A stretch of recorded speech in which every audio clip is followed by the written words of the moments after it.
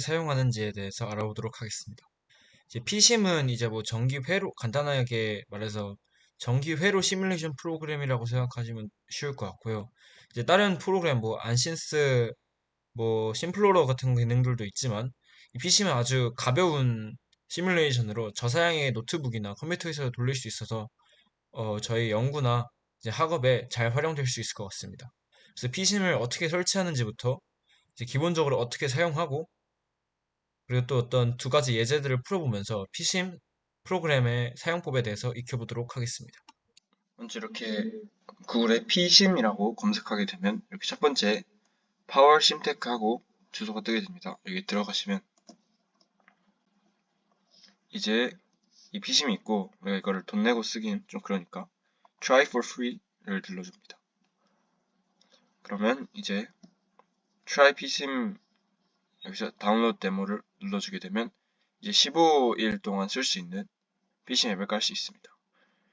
이렇게 저는 아까 한번 해가지고 이렇게 first name, last name 이런 정보에 제 정보가 입력이 되어 있는데 사실 이제 이렇게 자세하게 쓸 필요는 없고 대충 칸만 적고 넘어가시고 이제 submit을 눌러줍니다. submit을 눌러주게 되면 이제 이 데모를 깔 수 있는 이런 링크가 뜨게 됩니다. 그래서 이렇게 들어가시면 이렇게 깔 수 있습니다. 이렇게 깔게 된 이 파일은 제가 여러분들이 직접 이 홈페이지에 들어가셔서 깔아도 되지만 제가 일단 구글 드라이브 링크에다가 올려두도록 하겠습니다. 이렇게 저는 이 앱을 미리 깔아둬가지고 이제 이걸 압축 해제하는 것부터 시작해 보도록 하겠습니다. 자, 이제 보시면 이 피심 데모라는 게 깔려 있죠. 그러면 이것을 이제 압축을 풀어서 이렇게 이 피심 설치 파일을 얻을 수 있습니다. 이 피심 설치 파일을 이렇게 열어보게 되면 시간이 좀 걸리네요. 이렇게 하면 이제 이 약관에 대해서 동의한다는 말이 나오고 이렇게 accept the agreement 해주고 다음으로 넘어간 다음에 이제 C 드라이브에 알아서 이 파일 위치를 찾게 됩니다. 그래서 저는 아까 한번 깔아놔가지고 already exist라는 안내문구가 떴는데 그냥 이렇게 깔면 됩니다. 그러면 이제 설치가 진행되고 있고요.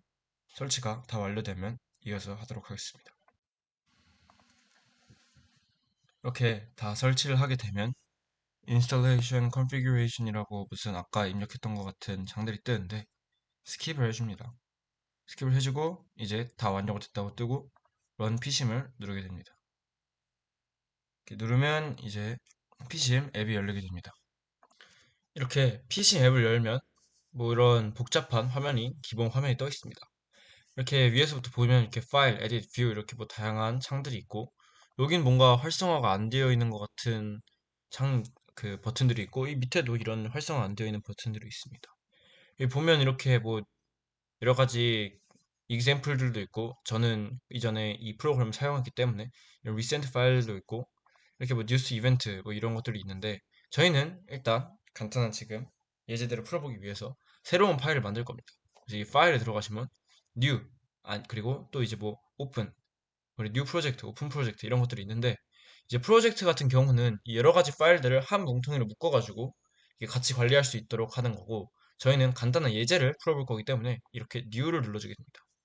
그 new를 눌러주게 되면 이 untitled라는 새로운 파일이 생겼고 이제 아까 그 활성화가 안 되어 있었던 버튼들이 모두 다 활성화가 되었죠.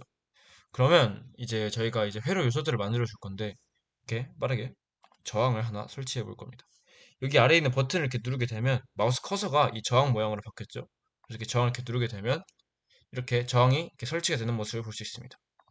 근데 이제 마우스 커서를 지금 다시 원래대로 되돌리고 싶으면 어떡하냐? 뭐 간단하게 ESC를 눌러주게 되면 마우스 커서가 원래 모양대로 바뀐 것을 알 수 있습니다. 근데 지금 이렇게 보시면 너무 작잖아요. 그래서 좀 더 키우고 싶은데 그럴 때 어떡하냐? 뭐 크게 두 가지 방법이 있는데 이렇게 마우스 그 키보드에서 컨트롤을 누르고 마우스 휠을 이렇게 지금 너무 한쪽으로 치우쳐서 이렇게 휠을 이렇게 돌려주게 되면 확대가 되는 모습을 확인할 수 있고 뭐 아니면 다른 방법으로 만약 이렇게 하는 게 불편하다 잘 못 외우겠다 그럼 이렇게 직관적으로 이렇게 도구가 있으니까 얘를 이렇게 확대를 이렇게 해주시면 되겠습니다. 그리고 이렇게 그냥 클릭으로 단순하게 이렇게 클릭해가지고 확대를 시킬 수 있는 그런 툴도 있고요. 이렇게 보시면 위에 누르면 Zoom out by a factor set in opinions 뭐 이렇게 간단한 설명들이 잘 나와 있으니까 그래서 활용하셔서 하시면 되겠습니다. 그래서 일단 적절하게 이렇게 확대를 지금 했으니까 얘네들을 일단 ESC를 눌러서 원래 커서를 만들고 지우고 처음부터 시작을 해보도록 하겠습니다. 그러면 저희가 이제 피심이 이 회로 시뮬레이션 프로그램이잖아요. 그래서 당연히도 회로 요소들을 만들어야 되는데 어떻게 만드냐면 총 이제 간단하게 세 가지 방법들이 있습니다. 결국엔 이 마우스 커서를 그 회로 요소로 바꾸는 방법들인데 가장 자세하고도 복잡한 방법은 이렇게 엘레멘츠에 들어가게 되면 이런 엄청 여러 가지 뭐 창들이 있는데 이런 것들에서 저희가 원하는 것들을 선택해서 설치해 주면 됩니다. 저희는 이제 뭐 간단하게 저항을 만들고 싶다. 그럼 이제 RLC 브랜치에서 이 리시스터를 이렇게 눌러주게 되면 이렇게 저항을 만들 수 있음을 알 수 있습니다. 그리고 이제 두 번째 방법은 이게 자주 쓰는 것들과 같은 경우는 이렇게 밑에 피심이 친절하게 만들어줬어요. 그래서 이렇게 밑에 이 리지스터를 누르고 클릭을 해주게 되면 저항을 똑같이 만들 수 있습니다. 그리고 이제 아까 눈치를 채셨을 수도 있겠지만 이런 아주 우리가 많이 쓰는 저항, 뭐 인덕터, 캐패시터 이런 것들 같은 경우에는 이렇게 약자가 붙어 있어요. 그래서 지금 아까 보셨듯이 저항은 리지스터니까 얼이죠. 그럼 이렇게 얼을 키보드로 눌러주게 되면 이렇게 모양이 바뀌는 것을 알 수 있어요. 이렇게 똑같이 설치해 주시면 됩니다. 그러면 그리고 이제 저희가 뭐 시뮬레이션을 돌릴 때는 이런 run 피싱 시뮬레이션 뭐 이런 것들이 있는데 이런 자세한 것들은 예제를 풀면서 알아보도록 하겠습니다. 이제 첫 번째 예제는 이렇게 저희가 쉽게 볼 수 있는 저항 두 개 저항의 직렬 연결과 병렬 연결이죠. 그러면 이것을 한번 분석해 보도록 하겠습니다. 이런 회로를 만들어야 되는데 일단 첫 번째로 저항 두 개를 추가해 주도록 하겠습니다. 저항 두 개를 이렇게 추가해 줬고 조금 더 확대하도록 하겠습니다. 아주 보기 이렇게 하면 보기 좋죠. 저항 두 개를 만들고 이제 어 전압을 만들 수 있는 이 DC 전원을 넣어줘야 됩니다. 그러면 여기 소스에서 보면 볼티지에 DC가 있으니까 이렇게 추가해주면 됩니다. 방금 이제 뭔가 이렇게 돌렸는데 이제 기본적으로 얘네들은 다 이렇게 세로로 배치가 되어 있더라고요. 그러면 저희가 이제 보기 좀 쉽도록 돌려야 되는데 우리가 항상 전류가 시계 방향으로 도는 게 익숙하니까 이렇게 설치를 해주도록 합니다. 그리고 이 사이는 이렇게 마우스 커서를 갖다 대게 되면 이 점에 갖다 대게 되면 이렇게 붓 같은 게 생기는데 이걸로 나머지 전선을 이렇게 그려주면 됩니다. 그리고 이제 이 전압을 얼마나 몇 볼트를 인가해 줄 건지 그리고 또 이 저항을 몇으로 되게 해줄 건지는 이 다음에 선택을 할 수 있는데 이 회로 요소를 이렇게 한번 클릭하고 이제 더블 클릭을 이렇게 해주게 되면 이렇게 이름과 앰플리튜드가 생깁니다. 이름 같은 경우는 이제 예제에 나와 있는 것처럼 이렇게 Vin 이렇게 해주고 앰플리튜드는 진폭을 말하는 거니까 이제 10볼트를 해주게 됩니다. 이거는 굳이 디스플레이 할 필요는 없을 것 같고요. 이름만 디스플레이 해주도록 하겠습니다. 그래서 이제 R2도 이름을 디스플레이 해주고 resistant는 2로 지정을 해줍니다. 얘도 R1인데 잘못했네. 이렇게 얘는 R2로 해주고 R1으로 해줍니다. 그리고 이제 회로 다 만들었으니까 이제 한번 분석해 볼까 하고 시뮬레이터를 돌리면 이렇게 워닝이 뜨게 되는데 이게 무슨 말이냐면 이게 지금 뭐 전력의 전압계를 하나도 안 넣었는데 그럼 네가 지금 분석할 수 있는 게 없다라는 말입니다. 그래서 저희가 이제 실험을 할 때도 이렇게 회로를 만들고 끝나는 게 아니라 측정하고 싶은 부분에 전류계와 전압계를 당연히 붙여줘야 되죠. 이 시뮬레이션도 똑같습니다. 그래서 이 전류계 전압계를 넣어줄 겁니다. 보시면 이렇게 볼테이지 프로, 커런트 프로 이렇게 두 개가 있어서 전압계 두 개와 전류계 하나를 이렇게 설치해 주도록 할 겁니다. 그래서 전압계를 하나, 둘 이렇게 설치를 해주고 전유계도 이렇게 돌려가지고 이렇게 하나 이렇게 해서 이어주도록 합니다. 그리고 얘네 이름도 다시 이름 바꿔서 VR1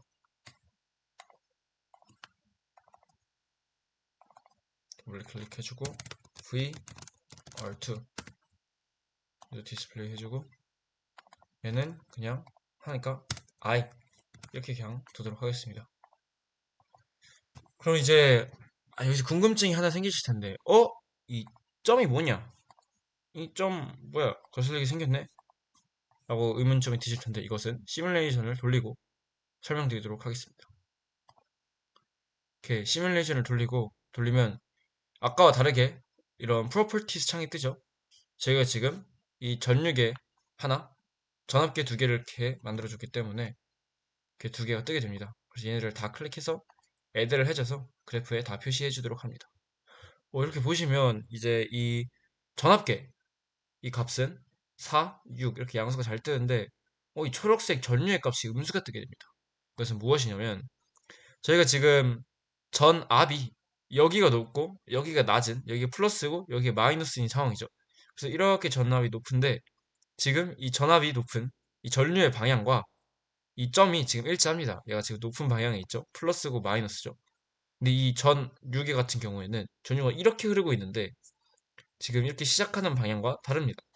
그래서 마이너스가 뜨게 되는 거라서 얘를 어떻게 플러스를 뜨게 해주냐면 뭐 이게 아닌데 이렇게 플립 vertical 위아래로 이렇게 돌려주게 되면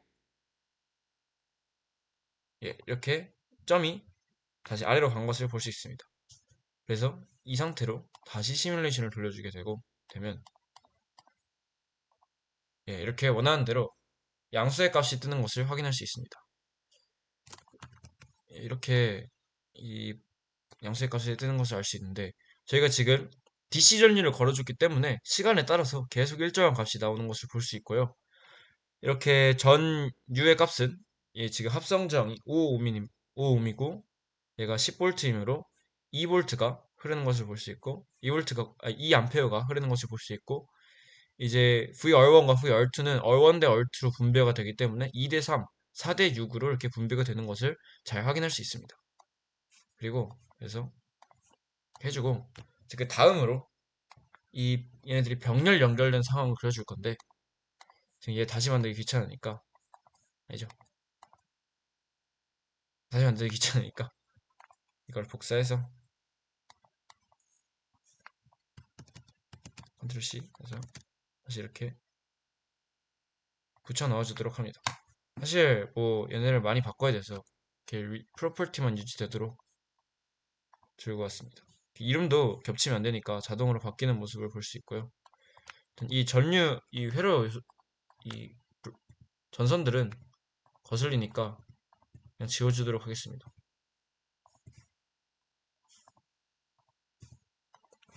이제 extract라는 거에서 이제 우리가 각각의 각 저항의 전류와 전압을 구해야 되니까 일단 좀 옆으로 치워두고 선택해서 지우고 표를 그려주도록 하겠습니다. 이제 전류계랑 전압계도 더 그려야 되니까 좀 넓게 그려주도록 합니다. 그래서 이렇게 R3를 여기다가 붙이고 R4를 이렇게 붙이고 전류계를 이렇게 방향을 맞춰서 붙여주도록 합니다.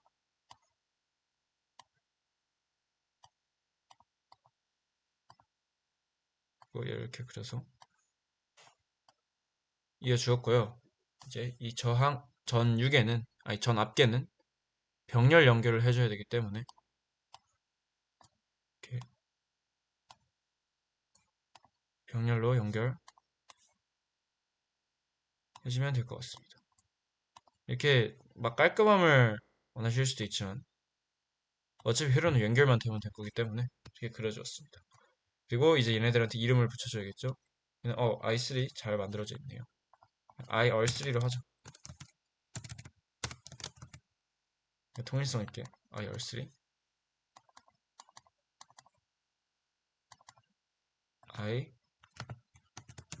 IR4로 이렇게 이름을 지정해주고 디스플레이까지 해줬습니다. 그럼 이제 다 만들어진 것을 확인할 수 있죠. 그러면 이제 시뮬레이터를 똑같이 돌려줍니다. 그럼 이제 좀 많아졌습니다. 지금 아까 처음에 직류 회로에서도 있었고요. 이번에 아니, 직렬 회로랑 이렇게 병렬 회로가 둘러 있으니까 이번에는 이 병렬 회로에 대한 요소들만 이렇게 뽑아서 애들을 해주게 됩니다. 해주게 되면 이렇게 그림이 그려져 있는 것을 볼 수 있는데 이 값이 맞는지 한번 확인해 보도록 하겠습니다. 일단 전류부터 볼 건데 이제 전체 합성장은 5분의 6이죠. 5분의 6. 그러니까 이제 5분의 6 옴에 10V가 걸리는 것이므로 6분의 50, 즉 3분의 25, 8점 몇. 그렇죠. 이 I2가 지금 8점 몇에서 8.3이죠, 사실. 8.3에서 이렇게 흐르고 있는 것을 8.3333에서 흐르는 것을 알 수 있고 이게 보시게 되면 이제 I2는 맞는 것을 알 수 있고 이제 I3, IR3랑 IR4는 얘 저항의 역수의 값이 이렇게 잘 분배가 되는 것을 알 수 있고 그 다음에 이제 이 VR3, VR4를 봐야 되는데 사실 얘가 이제 병렬 연결이기 때문에 이 V인과 VR4, R3 값이 같아야 됩니다. 그래서 얘 지금 노란색이랑 주황색이 겹쳐가지고 이렇게 겹쳐 있는 것을 볼 수 있고 그래서 이 그래프가 이 회로가 지금 저희가 의도한 대로 잘 해석이 됐음을 알 수 있습니다. 근데 이제 만약 뭐 비교를 하고 싶다. 그럼 이제 지금 이거 얘는 병렬이잖아요. 지금 병렬이고 이제 직렬도 하나 더 만들고 싶다.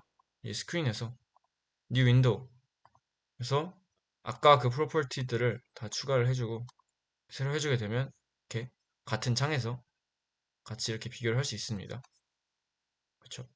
그래서 저희가 지금 이 회로에서 분석해야 될 거는 뭐 이 정도로 끝난 것 같습니다. 그래서 뭐 저장을 하고 싶다. 그러면 얘를 뭐 나가셔도 저장하시겠습니까? 뜨는데 세이브를 눌러줘서 뭐 여기서 이렇게 저장을 해주면 나중에 다시 열면 됩니다. 그래서 이렇게 예제 1번을 완료를 했고 이제 예제 2번에 들어가도록 하겠습니다. 똑같이 new 파일을 하나 만들어 주고요. 예제 2번은 이렇게 아까랑 똑같은데 지금 DC 전압이 이제 AC 이제 직류가 교류로 바뀐 상황입니다. 그러면 저희는 또 어떻게 복붙을 해줍니다. 이렇게 똑같이 복붙을 해주고 컨트롤 누르고 마우스 휠을 돌려가지고 이렇게 움직여주게 됩니다. 아까 설명했는지 모르겠는데 이렇게 마우스 커서를 이렇게 움직일 수가 없잖아요.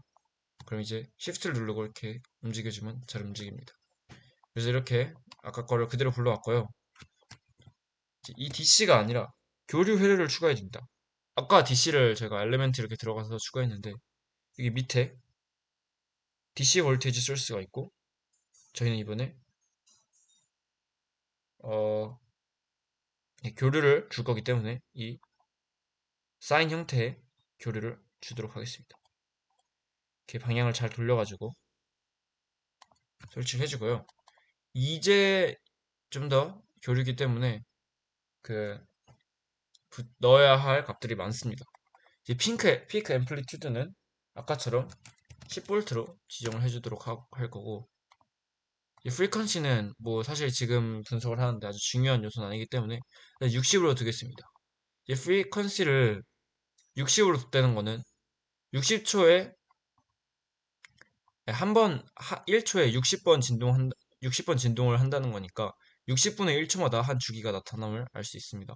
그래서 일단 뭐 간단하게 세팅은 이렇게 해주고 V2도 디스플레이 해주고 똑같이 10으로 맞춰주도록 하겠습니다.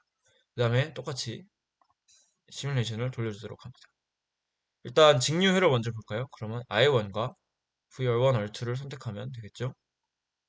예, 이렇게 지금 이런 사인 형태의 그래프가 나타남을 알 수 있습니다. 그래서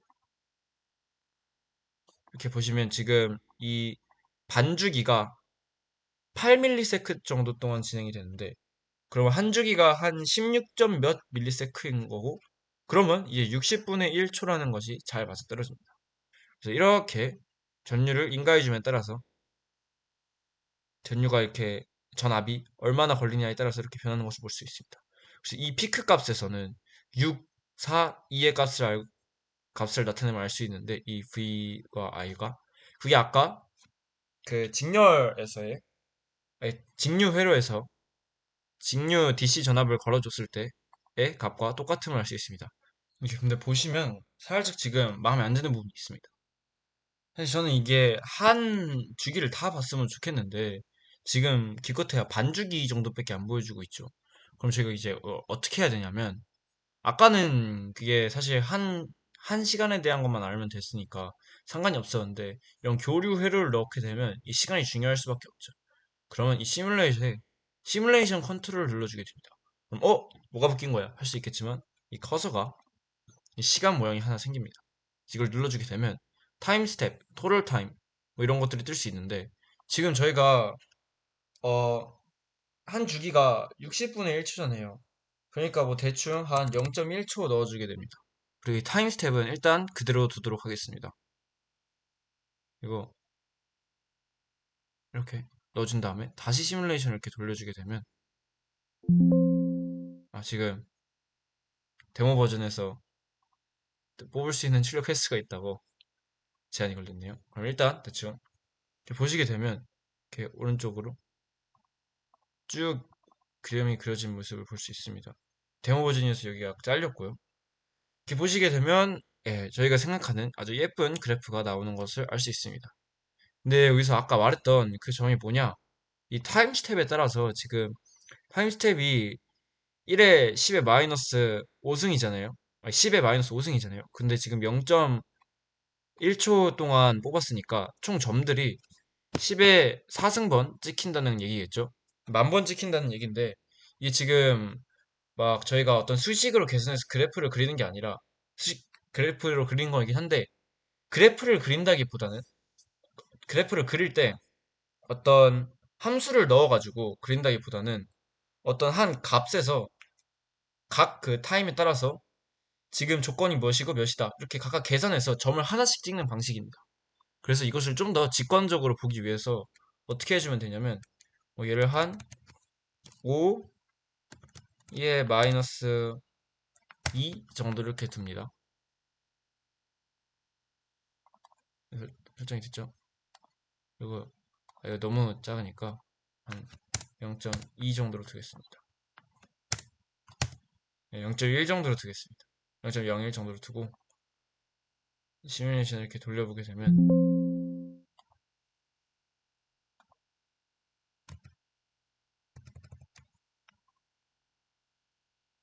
얘가 제 맘대로 바꿨네요. 너무 타임스텝이 컸나 봐요. 그래서 피심 시뮬레이션을 이렇게 돌려보게 되면 얘들이 아주 타임스텝을 키웠더니 막 각이 진 것을 볼 수 있습니다. 2점 해석하고 2점 해석하고 2점 해석하고 2점 해석하고 2점 해석해서 이렇게 이은 거죠. 근데 아까 우리가 봤던 그런 사인 형태의 매끄러운 그래프는 점들을 무수히 많이 찍어가지고 그래프를 그린 것이라 볼 수 있습니다. 그래서 지금은 아주 회로 모양이 간단하기 때문에 뭐 이것을 타임 스탬프를 아까 기본대로 이렇게 해도 되지만, 만약 회로가 좀 더 복잡해지고 아까 같이 데모 버전의 그 문제점에 걸릴 때는 이 타임 스텝을 조절해서 하시면 되겠습니다. 그러면 이렇게 두 번째 그 예제도 거의 끝난 것 같습니다. 그래서 이쯤에서 마무리를 하도록 하겠습니다. 그러면 파일을 아까처럼 세이브를 해주겠죠. 그럼 이것도 메시 이렇게 저장을 해주도록 하겠습니다. 이번 시간에는 아주 간단하게 이런 피심의 기본적인 내용과 활용법과 이렇게 간단하게 두 가지의 예제를 풀어봤는데, 뭐 이것뿐만 아니라 뭐 RLC 회로와 같은 저희가 일반 물리학 시간에 진짜 배운 그런 회로들을 그려보고 실제로 확인할 수도 있고, 뭐 연구에서 사용할 이런 회로들에서 얘가 어떻게 나오겠구나를 이 시뮬레이션을 통해 아주 가볍게 예측할 수 있으니까, 한번 이 피심 시뮬레이션을 뭐 연구나 학업에 잘 활용해 보셨으면 좋겠습니다. 이상으로 강의를 마치도록 하겠습니다.